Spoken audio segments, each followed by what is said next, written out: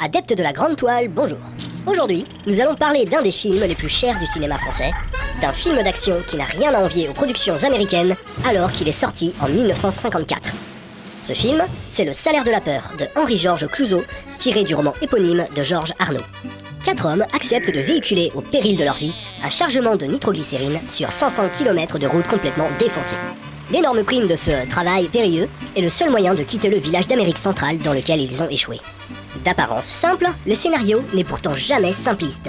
Je m'explique. Sous la perpétuelle menace de mort, les 4 héros vont se révéler dans l'action. En effet, Le Salaire de la peur est un film qui porte un point de vue assez cynique sur les relations humaines, mais plutôt que d'asséner une morale à grands coups de bavardages interminables, Clouzot va traduire l'évolution des relations entre les protagonistes par l'image. Mais il s'agit aussi d'un film qui a une charge pamphlétaire forte. Clouzot rentrait pas mal dans le lard des grands groupes pétroliers qui pillaient les ressources d'Amérique du Sud. Évidemment, ça n'a pas beaucoup plu aux distributeurs américains, qui retirèrent les 3 premiers quarts d'heure du film pour ne pas heurter le public d'outre-Atlantique. Ce film d'action pur et dur fit un véritable carton en France. Mais ce genre de film sera mis à mal lorsqu'une bande de critiques issus de la revue Les Cahiers du cinéma vont décider de lancer un mouvement appelé la Nouvelle Vague. Désireux de rompre avec les traditions, ces réalisateurs vont favoriser une approche stylistique plus proche du réel. Ce mouvement va considérablement rafraîchir le cinéma américain.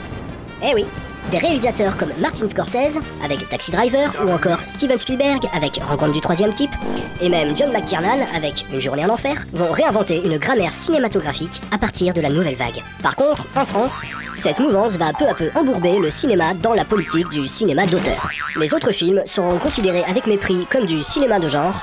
D'ailleurs, la notion de cinéma d'auteur ne signifie pas grand-chose. En effet, s'il s'agit de films qui portent les thématiques récurrentes de leurs réalisateurs, alors même Michael Bay fait du cinéma d'auteur, et c'est pas pour ça qu'il fait des chefs-d'œuvre. Bon, d'accord, j'avoue, je suis fan de Michael Bay, mais vous voyez où je veux en venir.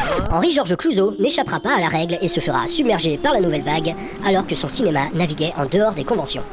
La reconnaissance du Salaire de la peur sera internationale.